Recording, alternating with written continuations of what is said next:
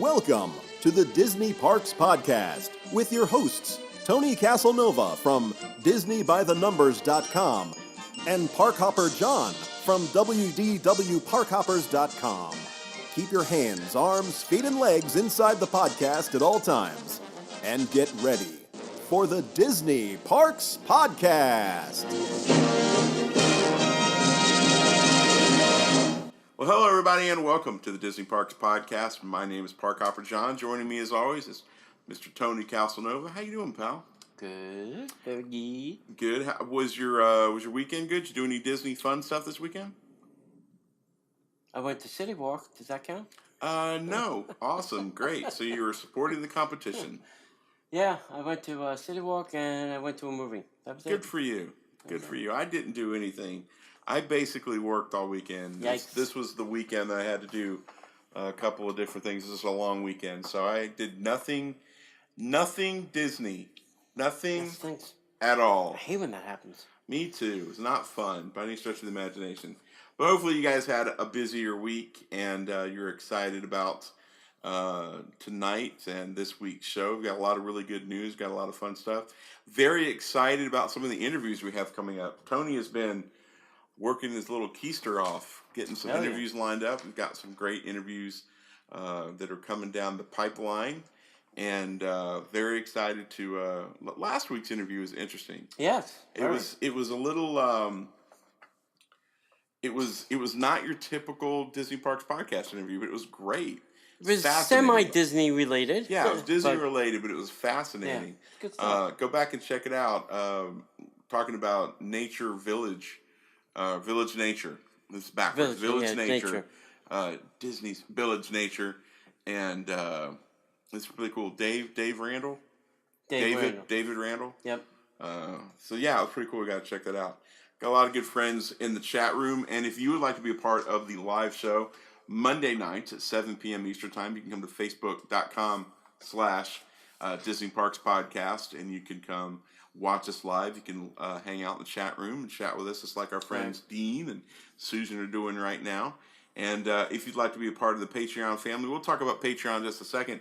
But we do a live show just for our Patreon folks at 7 o'clock. 7 o'clock for Patreon, 8 p.m. For the rest of the world. For the rest of our audience. I think I said 7 earlier, so I'm trying to correct that. But you got anything else you want to add before we get into it? No. All right. So there's nothing else we can do, friends, except get into the news. All right, Disney. This is going to be a shocker for you, T. Yeah. Disney is among Fortune's most admired companies for 2018. The year is only 3 weeks in, and we're already one of the most admired companies. That's amazing. The Walt Disney Company has once again placed high on Fortune's list of the world's most admired companies, ranking not number 3, not number 2, number 1 in the entertainment industry, and number 6 overall. Wow. For 2018. This marks Disney's 6th consecutive year in the top 10, kids. Wow. That's pretty good. Did they win a prize for this? No. I'm sure they do. But Fortune partnered with global management consulting firm Korn Ferry. That's KORNFERRY, Korn Ferry, to compile the annual rankings out of the 1,000 largest companies in the United States. Companies ranked by revenue, along with non-U.S. companies in Fortune's Global 500 database that have revenues of $10 billion or more. Now, the top 50 companies were determined by a survey of 3,900 executives, directors, and security analysts in a variety of industries who were asked to select the 10 companies they admired most. The annual study looks at 9 key attributes of corporate reputation, including long-term investment value, quality of products and services, global competitiveness, and social responsibility. And we all know that Disney's down with the social responsibility. Mm-hmm. Disney is an industry leader in Fortune's list in these areas, as well as people management, use of corporate assets, and financial soundness. So, congrats. I'm going to have to go find out if I work in one of those top 10 companies. I mean, the company I work for is a pretty large company. I'd like to see where they rank on this list. I'll go check that out while you're reading the next article. That's great. Yeah. I mean, we love Disney parks. Mm-hmm. I appreciate Disney as a company. Right. If there is one, I'm not a big fan of large corporations. I never have been. The only reason I wasn't a Disney fan when I was younger was because of the company aspect of it all. Right. But I do appreciate the work that most everybody puts in. Bob Iger and his never-ending tenure. Never-ending tenure. Someone was saying that he really doesn't want to leave, and so that he doesn't have to leave, he keeps acquiring these companies so that he can get through that acquisition merger. Right. So, he keeps buying stuff so that he can keep extending his tenure that he really doesn't want to leave. Right. Now, is it he doesn't want to leave? I think it's he. I have heard that they wanted him back. Well, they don't have a good replacement, is the problem. Yeah. So, overall, Disney was number 6. Any guesses on who number 1 was? Apple. Correct. Number 2? Begins with the letter A. It's the other site that you visit every day. Oh, Amazon. Yeah. Any guesses on number 3? Chevy. Not even close. Exxon. Nope. Mobile. Alphabet. Oh, really? Yeah. So technology companies are in the top 3. Yes. Berkshire Hathaway's number 4. Oh. So, way to go, Warren Buffett. Yeah. That's right. Starbucks is number 5. Wow. 7 is Microsoft. 8 is Southwest Airlines. FedEx is number 9, and J.P. Morgan Chase is number 10. Oh, that's a horrible place to work. Yeah, I know, right? That's crazy. So congratulations, Disney. All right, sounds good. Okay, I'm a Toy Story fan. No. I'm not gonna hide What? That's insanity. Hi, I'm Tony. The 75 Buzz of the Years behind your head didn't give it away? For the love of Pete. Hi, I'm Tony, and I'm a Toy Story fan. He needs an intervention, kids. They have a new writer writing Toy Story number 4 because, what's her name? I'm not going to even mention her name because she said bad things about my friend, John. So the new writer is Stephanie Folsom from The Blacklist. Interesting. Ooh. Interesting. That's a great show. Turn of events. I mean, is Buzz and Woody now going to be spies or something? So she is signed on to write the script for Disney's Pixar on Toy Story 4. Now, according to the website Deadline, Pixar has put the next adventure of Woody and Buzz Lightyear in the hands of Blacklist scribe Stephanie Folsom. She has taken over writing the script for Toy Story 4, the latest installment of the juggernaut that helped launch, obviously, Pixar. And fill Tony's house. And fills my house with Toy Story things. Who's Folsom?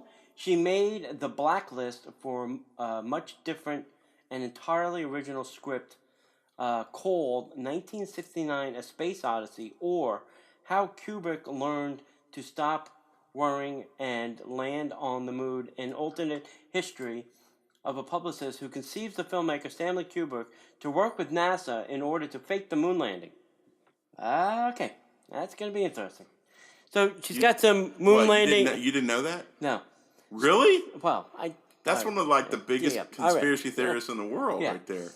But I get the moon part now because maybe she's gonna make Buzz land on the moon. I don't know. Folsom was also known as one of the writers of Thor: Ragnarok. Though she was denied credit on that one by WGA. I'm not sure who WGA is. It's the Writing Guild of America. Yeah, sure. Okay. The sequel was originally going to be done by somebody else. I'm not going to mention her name, like I said. Because she outed... Yes. Wow. And she made a very stupid comment that doesn't need to exist. They exited recently went public to deny a story in THR that she had left due to overtones made by Pixar chief John Lasseter, who at the time was set to co-direct the latest film. The story prompted Lasseter to take a 6-month leave to reconsider, quote, missteps in his behavior towards women. The film is hugely important to the Disney Pixar after the last one topped out at $1 billion. The sequel is slated for June 21st, 2019. There was other things in this article too. Is like, at the end is like, don't screw this up, and how are you going to top the last one? I mean, the last one had a fantastic ending. It kind of tied everything in a nice little bow, and it would be the perfect ending. But now there's something else coming, and we don't. I think it's freaking everybody else, and we don't know what. You don't know why it's freaking everybody else? Why? I know why it's freaking everybody out, but there's really nothing you can do. I mean, you have to just, whatever's going to happen is going to happen now. Yes. Well, I think the best thing I can do is to quote, was it Gordon Gekko from Greed? Money. Money, Greed money, is money. good. We want all the money. Yeah. Greed is good. Yeah, you tied up the bow. Yeah. But look, we've got these characters that people love. We can make all the money. Listen, if they made a Toy Story movie every 2 years for the rest of my life, I'd be perfectly fine with that. But you have to make a good story. True. I just don't want... Right. I'm the same way. I don't want 90 minutes of crap up on the screen. Right. I'm the same way about Star Wars. I think that it's great that we're getting a Star Wars movie every year, but I don't want it to suck. I want it to be good. Right. I want it to be, if you need to do one every 2 years, do one every 2 years. Sure. Make sure it's great. Right. Right. But I'm the same way about Marvel movies, Yeah.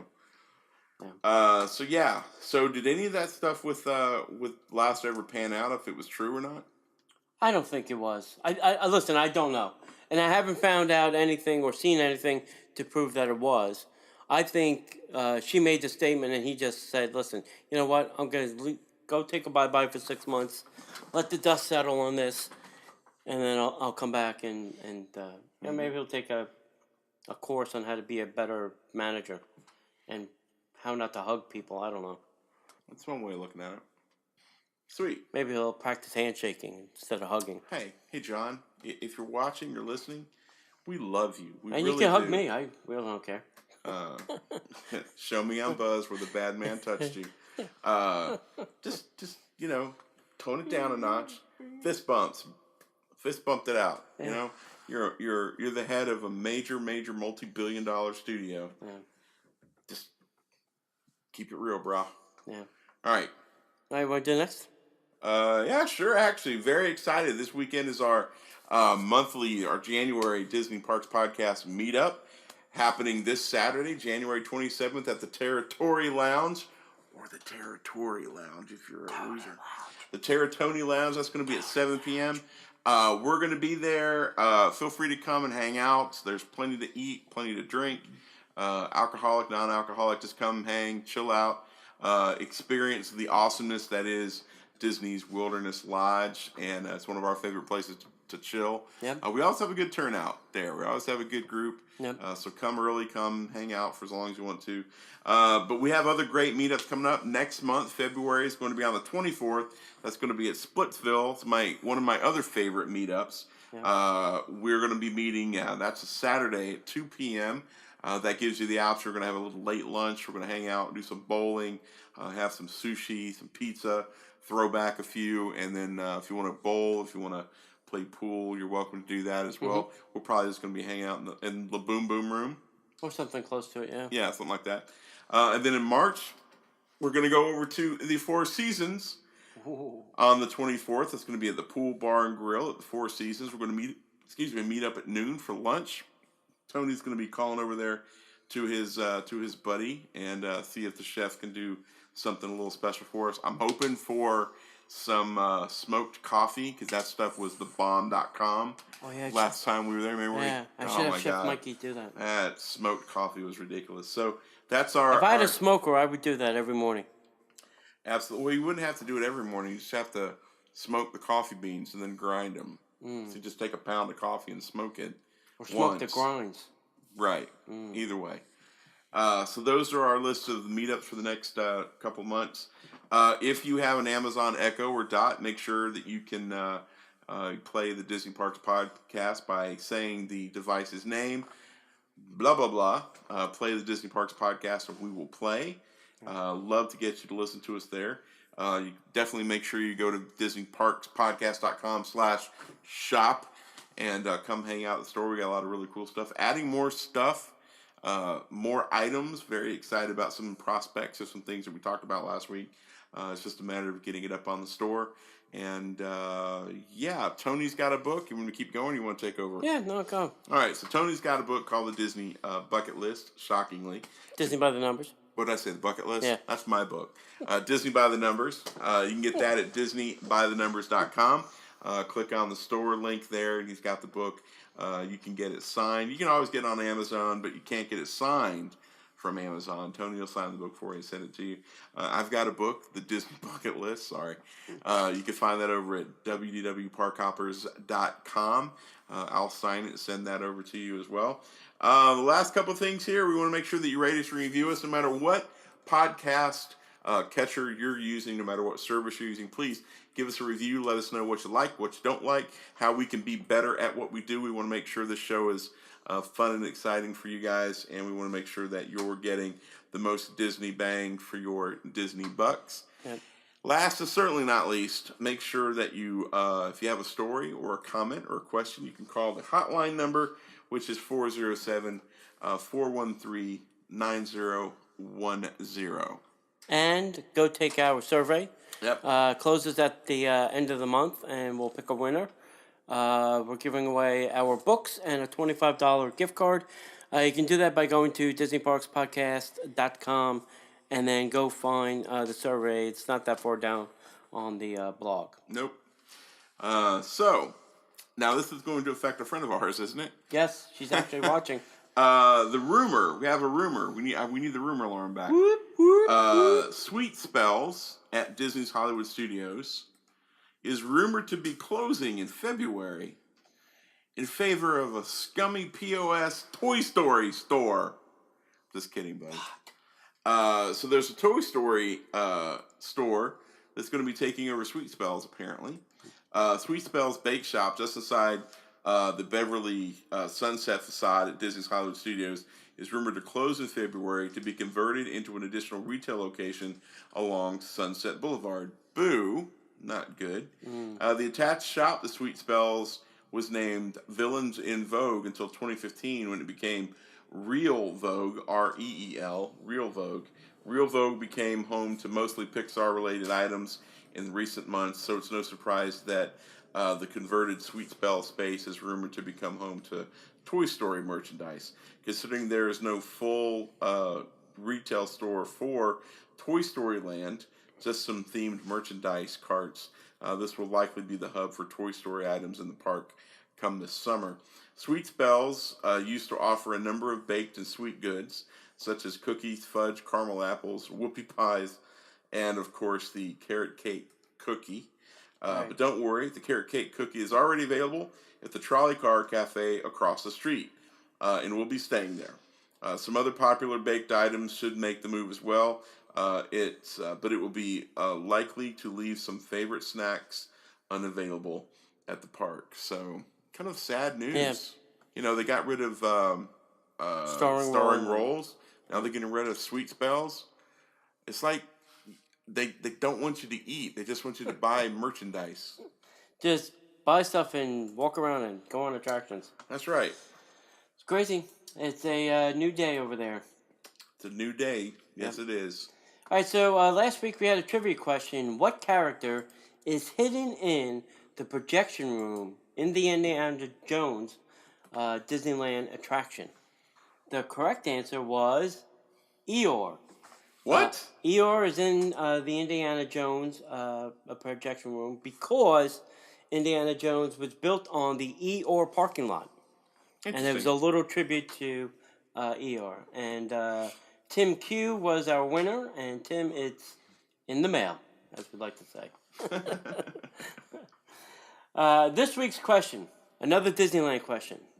At Disneyland's Matterhorn, the Yeti has a name. Really? Yes. What is the Yeti at the Matterhorn? What is his name? Sass Q Watch. Very close. Dang. So if you know that, send us the answer to what are we? Disney Parks Podcast at gmail.com. One too many email addresses there, bro. One many, too many. Disney Parks Podcast at gmail.com with the correct answer of who you think the Yeti is named after or named for. Or what's his name? Yeah, we want what his name is. We don't need the backstory. Yeah. Please. Hey, give us a backstory if you know it. I'd be interested.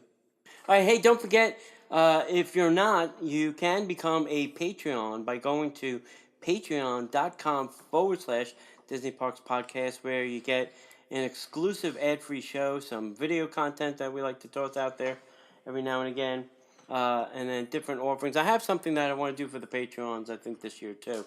Because a lot of them have been long-time Patreons. I think we're gonna do something for them. Really? Yep. David M. I want to thank David M., Krista, Grant, Ernie, Ross, Ron, Jeremy, Willie, Kate, Eva, and our new Patreon, Cassandra. Thank you all for your support and contributions. Did you mention the live show? Yes, I did. Okay. Yeah, we do. Yeah, did I? No. We do a live show at 7 p.m. just before this one. Okay, this is kind of an interesting story, and I'm not really sure the basis behind it, so if somebody knows the basis behind it, that would be great.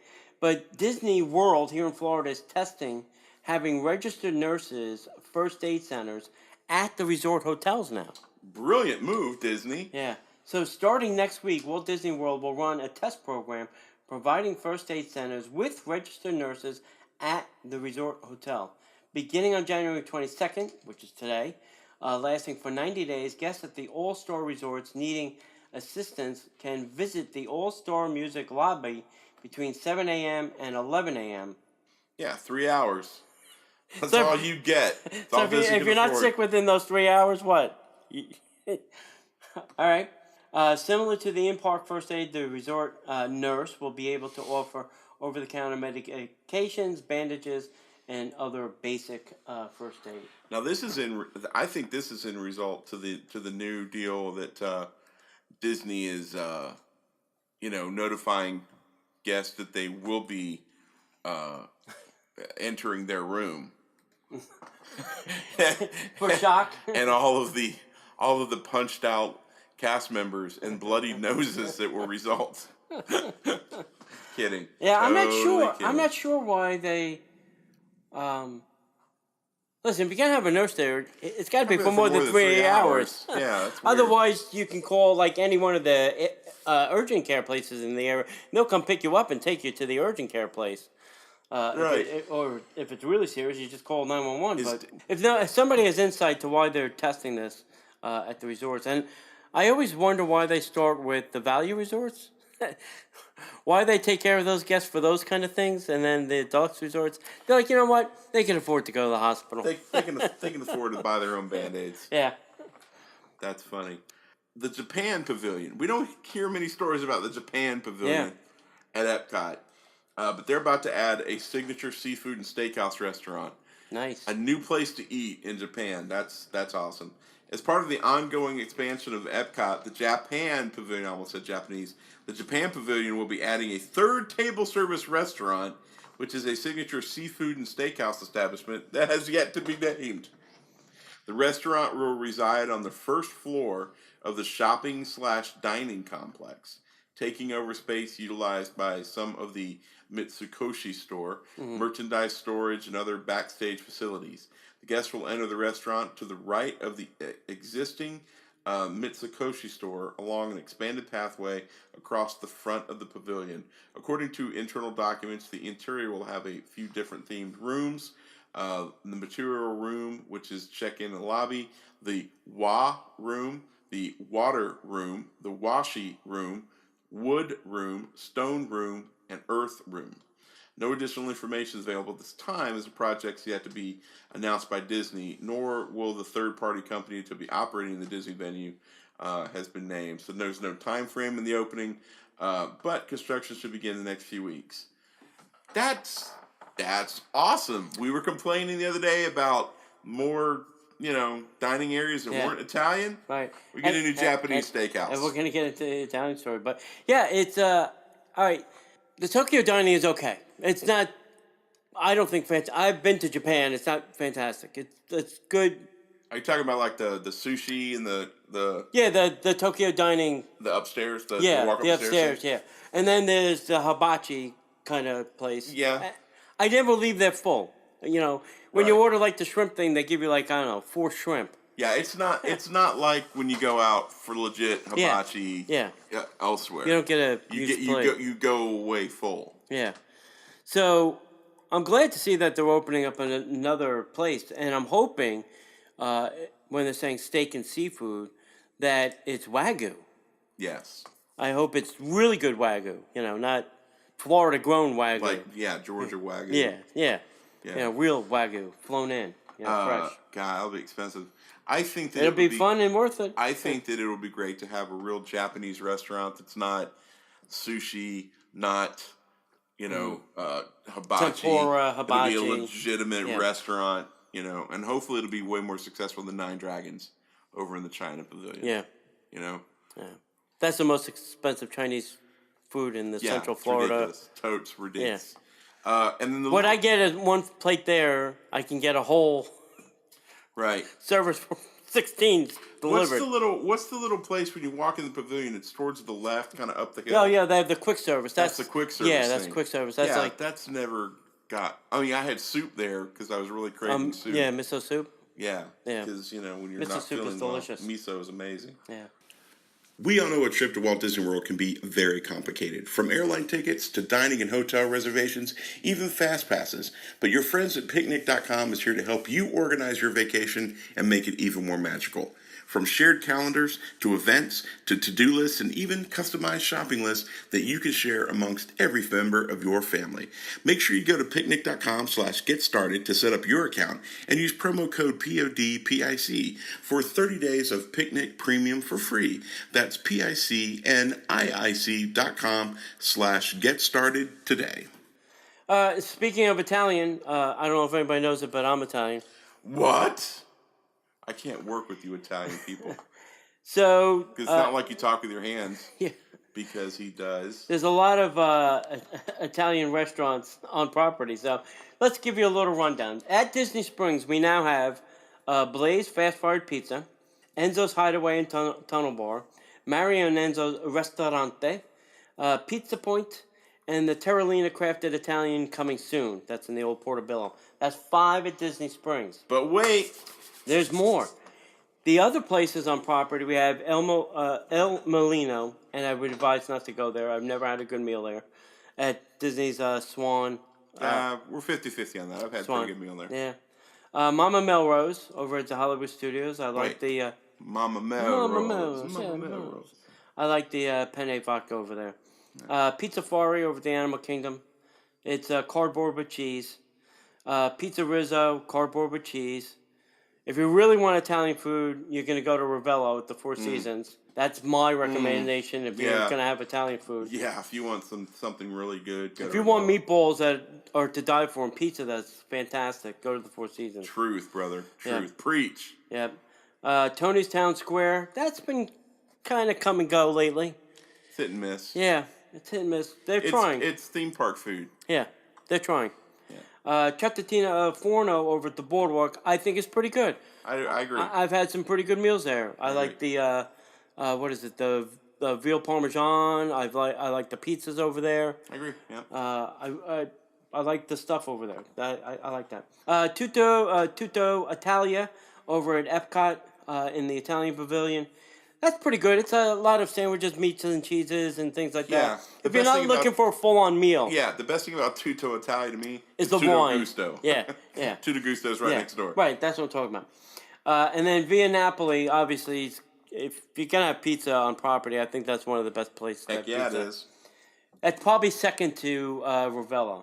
So we're interested to see what you guys think. Is there too much Italian on Disney property? You lying sack of crap. Last week you said, yeah, I'm a little burned out of Italian. I don't know if I could get burned out. I'm just saying there's a lot of it. And you're shaking your head like, no, there's not enough. Yes, there's too much Italian.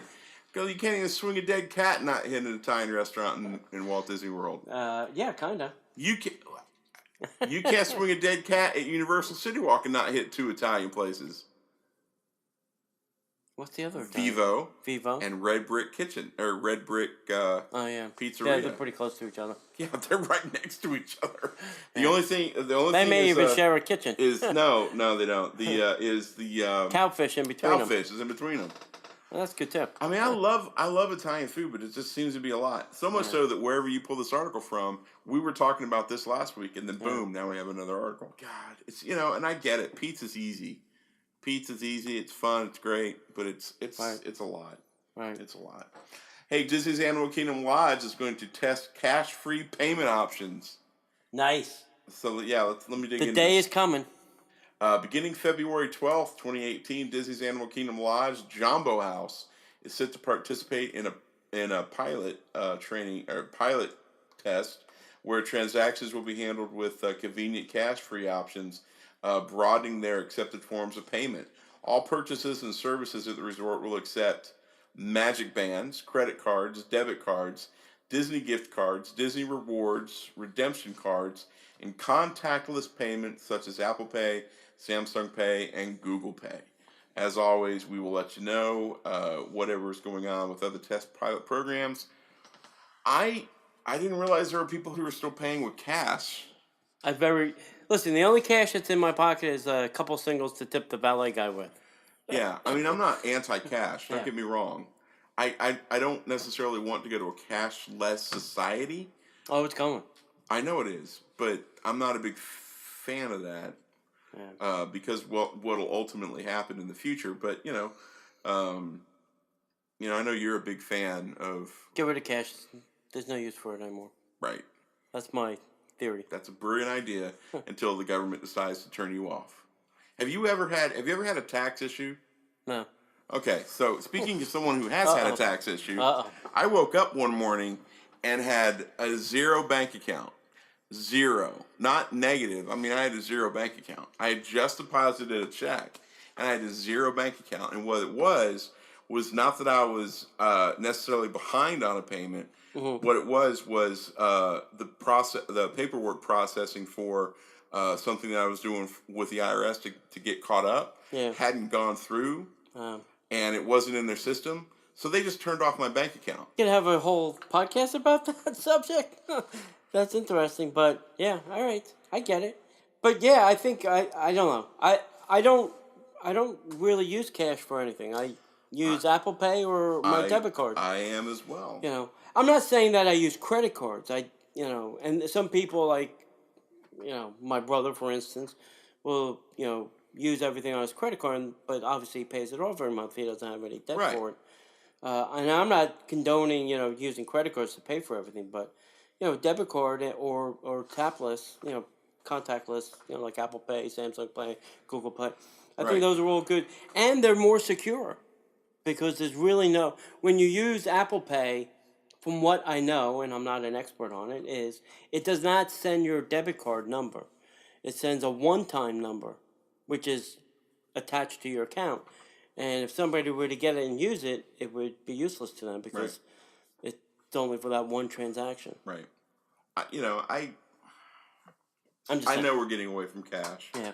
But I'm always nervous because if you start extrapolating it out into the far future, more and more people, as banks are consolidated, less and less people have options, and more bigger companies have more control, and it's always a little nervous for me, But I think it's a great idea. This makes it much easier for people. And it would probably make it easier for the servers too. Sure. I agree. It'll be interesting to see. Let's say, for instance, everything goes cashless at Disney. How the servers are going to cash out? Are their tips then put into their paycheck, or is it put into their bank account at the end of the shift? It'd be interesting to see how that would happen for say a server. And the other thing is, if we do go cashless, how do I tip the valet people? Well, that's different. They all going to have something I can tap. Well, just because, My yeah, thing. but you're comparing apples to oranges. If they go cashless in how you pay for your dinner, that has nothing to do with you can't flash a couple bucks to a valet. You realize that, right? But maybe the valet guy said, "Hey, listen, we don't take cash anymore." Then how do I tip them? That's what I'm saying. They don't want to. They don't want They don't want a record of the money that they're making. I In know tips. they don't. That's what I'm saying. That's what I'm saying. I'll tell you one piece of electronics I wish they would do is like what they have in Canada, where they have like the little checkout computer there, and they do everything at your table. I would love for that technology to come down. I like that. All right, next up, Narcosis is going to stop serving brunch at the Grand Floridian. Guests staying at the Grand Flo should note that beginning on Monday, today, January 22nd, you can no longer get brunch on a Sunday there, even though today is Monday. The restaurant offered brunch on Sundays from 9:30 to 1:30 and boasted a number of delicious... We ate there, did we not? Yes, we did. I think so. Yeah. I ate with Susan. I ate with Susan. During brunch, guests could choose a specialty beverage such as Prosecco, which I had, mimosa, Bloody Mary, or an alcohol-free smoothie, along with a basket of fresh pastries, and it was delicious. Nice.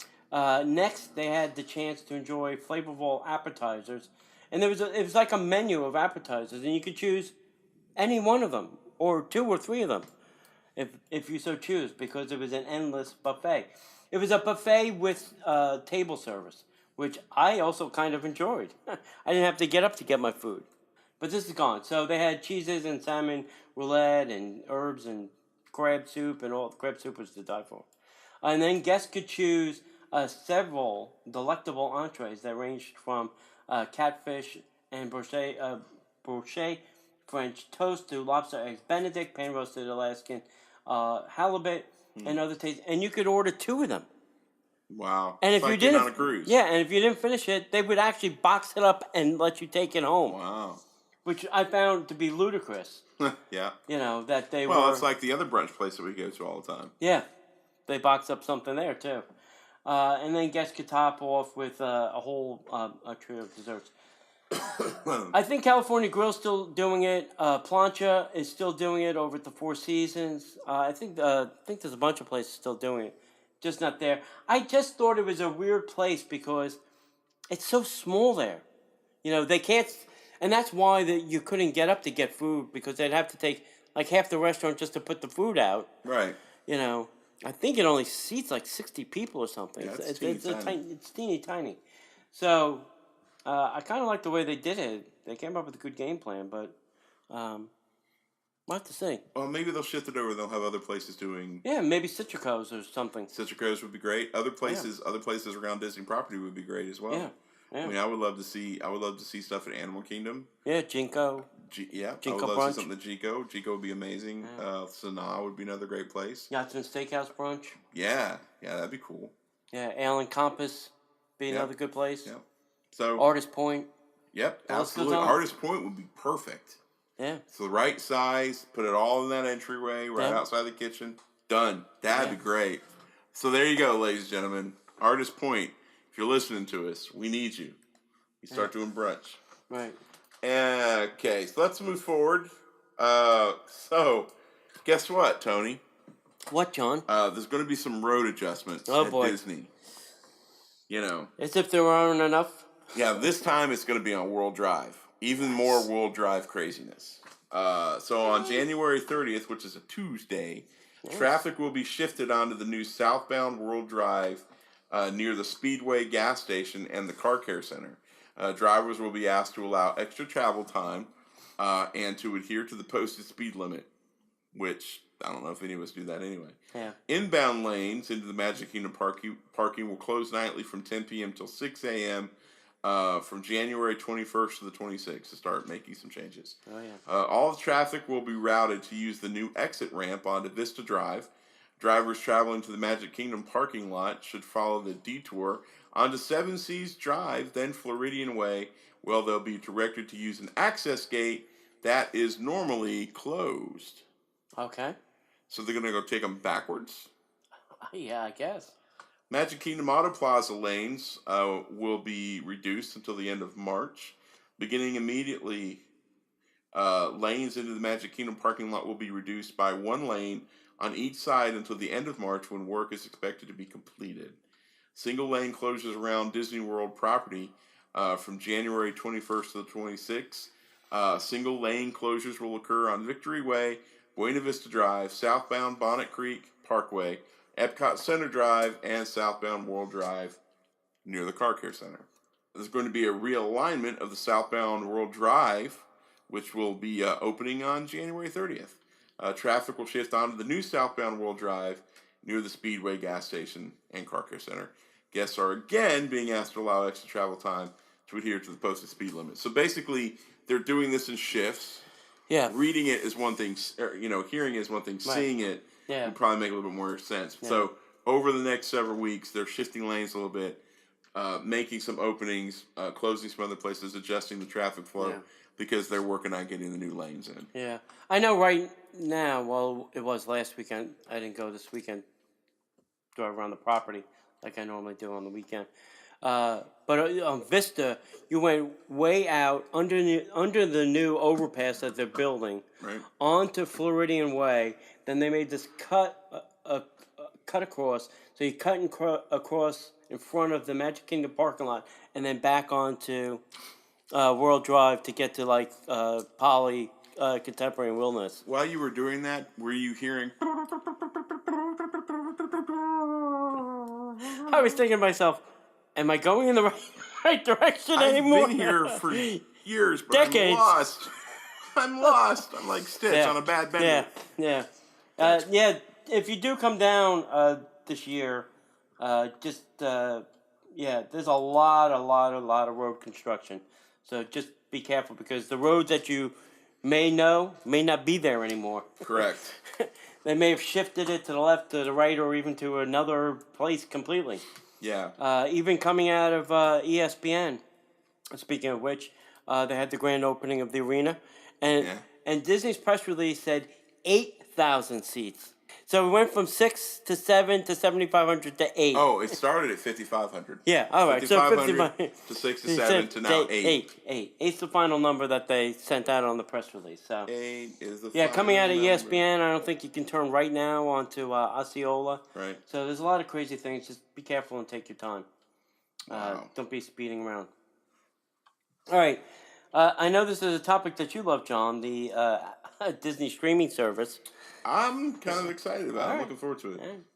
So, former Apple and Samsung executives have been hired to oversee Disney's streaming service. Very interesting choice. Very interesting indeed. 2 competitors coming to one. So, BAM Tech has chosen a leader, and I think that's the company they bought, right? BAM Tech? Yeah, BAM Tech is the streaming service. Yeah. Has chosen a leader for the Disney streaming service currently in development. Kevin Swint has been named Senior Vice President and General Manager for the project. At first reported by Variety, Swint will be tasked with overseeing the development and operations of upcoming direct-to-consumer video services. Swint began working for BAM Tech. I knew you were going to say BAM Tech. BAM Tech. BAM Tech. Initially by buying up 33% of the streaming service developer in 2016. Disney then announced in August of last year that they were putting $1.5 billion down to purchase a majority of BAM Tech. This investment was made to facilitate the creation and eventual launch of both ESPN streaming service and Disney streaming service. And we were talking about that in Patreon, that they're trying to get everything off a ESPN broadcast and make it all streaming. Right. And I guess people will do that. I assume. I guess sports people don't care. I don't. Well, I assume they want to watch it on their glorious big screen televisions. How are they going to do that with Apple TVs and Fire Sticks? I mean, they'll do it just like WWE's got their own thing. Yeah. UFC's got a thing. Another wrestling company. But the thing is ESPN was so massively, overwhelmingly expensive that they got rid of a bunch of talent, and they're downgrading, and the best thing they could do is go to a streaming service. Yeah. They're losing money. Swint's resume includes time at both Apple and Samsung. Apparently likes to job hop. At Apple, he served for 5 years as the director of iTunes International Movies. And more recently, at Samsung, he oversaw Milk Music and Milk Video. Milk, it does a body good. I remember a movie with, what's her name? Called Milk. Yes, it probably has nothing to do Griffin. with Yeah. Melanie Griffin. Melanie Griffin, yep. Yeah. He managed digital products and services for Walmart earlier this year. So apparently He's making the rounds. Yeah, he's going around. He'll be going to Amazon next. He's trying to find a digital home. I just need a place where I got internet. I want to park my SD slot somewhere. Oh, God. Launching in 2019, that's right around the corner, kids. Disney streaming service is expected to have between 7,000 and 8,000 episodes of Disney/ABC television, 3 or 4 original movies, 3 or 4 original series, live action, Star Wars, High School Musical series, all on one little streaming platform. All right, let's go. I'm going to go out on a limb. I'm going to make some pricing predictions. Mm-hmm. This is not going to be cheap. Without ESPN, I think the lowest package you'll be able to get will be about $29.99, and they'll go up from there. Really? Yeah, I don't think they're going to be cheap. I don't think they're going to do the $10 a month like Netflix or whatever Amazon might charge. I think they're going to go out. I think they're going to go big because they're going to know that everybody in the family that's a Disney fan is going to want to watch this. So what's the most expensive streaming service out there currently? I don't know, like Hulu or Sling. So we're looking at $10.99 a month. Yeah, maybe. I think Disney does an initial. Maybe 19 with some premium channel. Okay, so I think Disney's going to do an initial launch of $10.99 a month, and then after the $10.99 a month, they'll go to their tier system. Mm-hmm. So if you want just the movies, just the Netflix type stuff, Right. which is everything except like the ESPN stuff, Mm-hmm. it'll be $10.99 a month. Mm. It may go up to $11 or $12.99 a month. If you want ESPN, it'll go to $19.99 a month. Mm-hmm. And then I think what they'll do is they'll probably do like a $24.99 a month. Mm-hmm. If you want ESPN, the regular channels with the live action movies, the live action TV shows, and the library stuff. And then what they'll do is they'll do first run video on demand for the movies, like the Star Wars movies that come out, the Disney movies that come out, Pixar stuff. Right. Any movies that come out, they'll come out of the theaters, and within 2 or 3 weeks, they'll be on the video on demand service. Right. And if you want that, then you'll pay more for it. Yeah.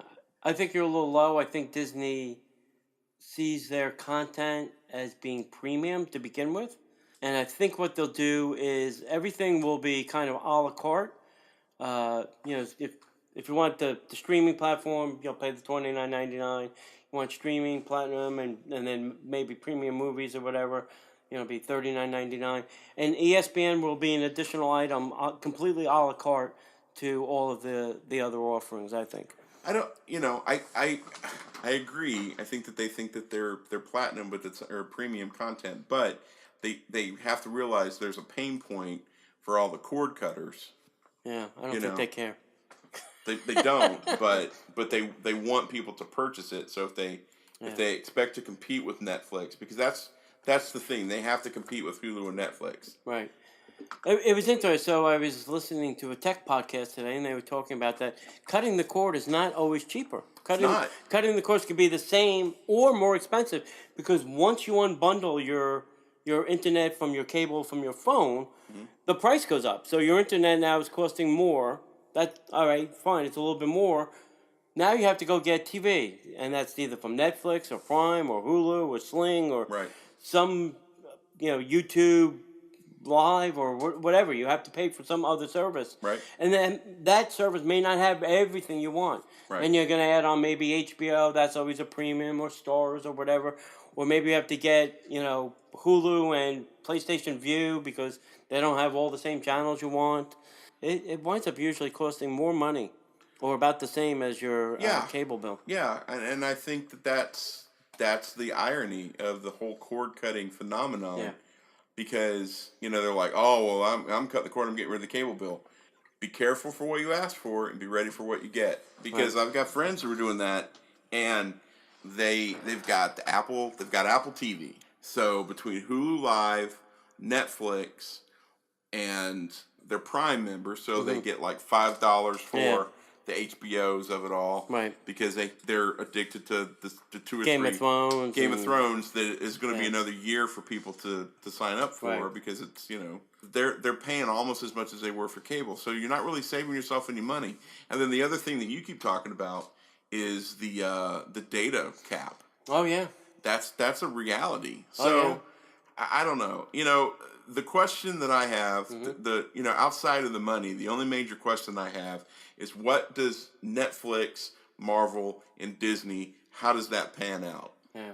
Because I'm okay if Disney pulls all of their, well, there's another question too. If Disney pulls all of their content off of Netflix, yes. But I want to know what happens to the Marvel series, because I'm a little nervous about. They're saying that stuff's going to stay, and I think it's only going to stay temporarily, Right? Until they can find the place to put it. Right.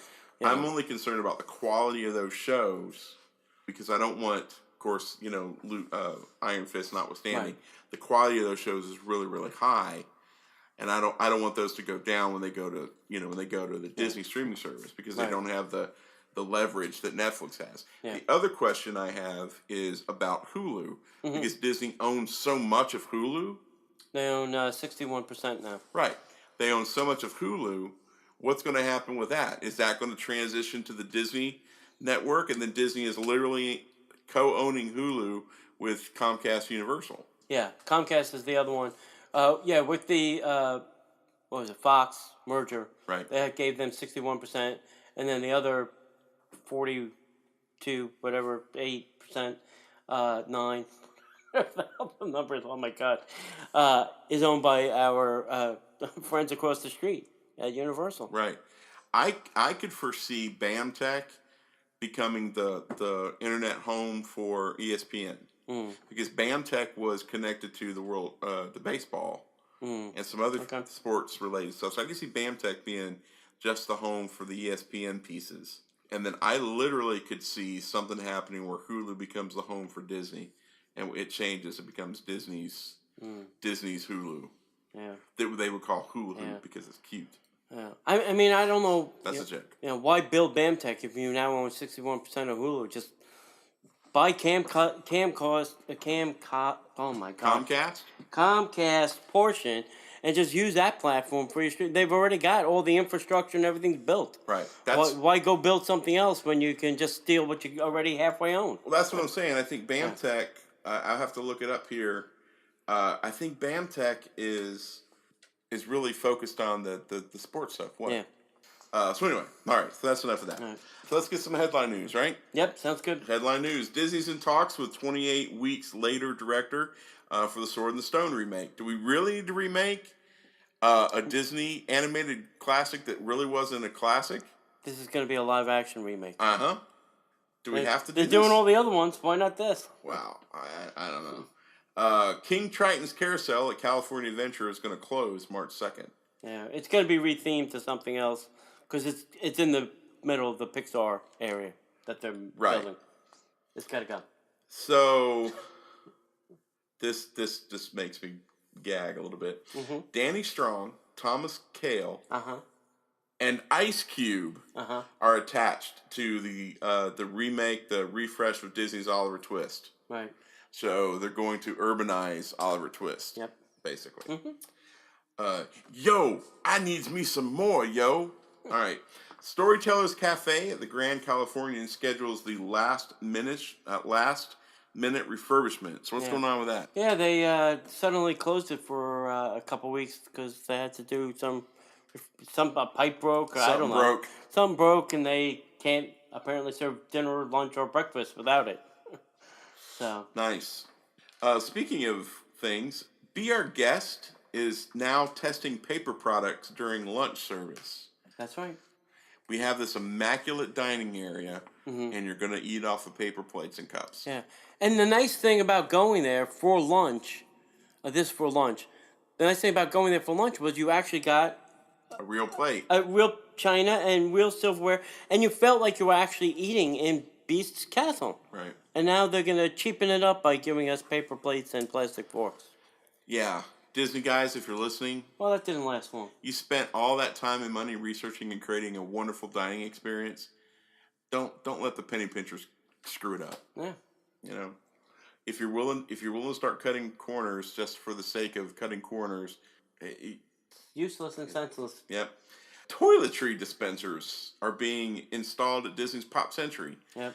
This is the trend. We're going back to the mass pumps on the wall. Pumps for stuff on the wall. Yeah. It used to be that way a long time ago. I remember going there. Really? Yeah, with my kids, and they had in the shower. Yeah. Big pump for body wash. Yeah, and they have hand soap and stuff out in like the. There was something out there. There was something out there. That's hilarious. Yeah. Ladies and gentlemen, it's really happening. Permits have been filed to begin Tron Light Cycle coaster construction at Disney's Magic Kingdom. Yeah. It's happening. It's really, really happening. I'm probably going to be too small to ride it. I'm probably going to be you're too tall. Probably going to be. I'm not going to have flexible enough ankles.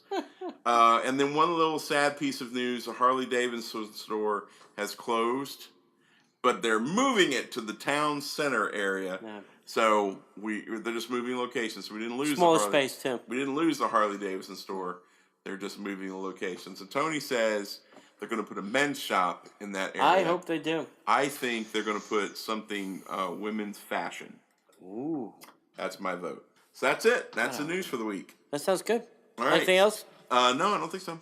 All right. Well, make sure that you come visit us at DisneyParksPodcast.com. Click on our shop. Check out some of the things there. Pick up a copy of Tony's book or my book. Make sure you find us on Facebook at Disney Parks Podcast, Twitter at Disney Podcaster. You can find us on YouTube. You can listen to the shows on YouTube, youtube.com/Disney Parks Podcast. And as we like to say around here, we'll see you in the parks. Have you ever come to Orlando and you're the person that has to make all the dining plans, all the fast passes, get all the tickets? Well, we have a service that can help you do this. This is the best service. They are themeparkconcierge.com. You can call them up at 407-257-9973. Tell them your plans. They'll send you a little profile, get some information about you and your traveling party and what you want to do, what you don't want to do. And then they can set up a custom plan for you. And they'll take you around the parks. They'll make the dining plans. They'll get the fast passes. They'll take you to Walt Disney World. They'll take you to Universal. They'll take you to Busch Gardens, to SeaWorld, to Legoland, to all of those places. And they will do all of the work for you. Contact them at themeparkconcierge.com. Check them out on Facebook at facebook.com/Ramon VIP Concierge, or email them at ramon@themeparkconcierge.com. I am telling you, you will not be disappointed. And if you tell them the Disney Parks Podcast sent you, you'll get 10% off your order. The Disney Parks Podcast is not affiliated with the Walt Disney Company. All Disney parks, attractions, lands, shows, event names, etc. are registered trademarks of the Walt Disney Company. Like a boat out of the blue, fate steps in and sees you through.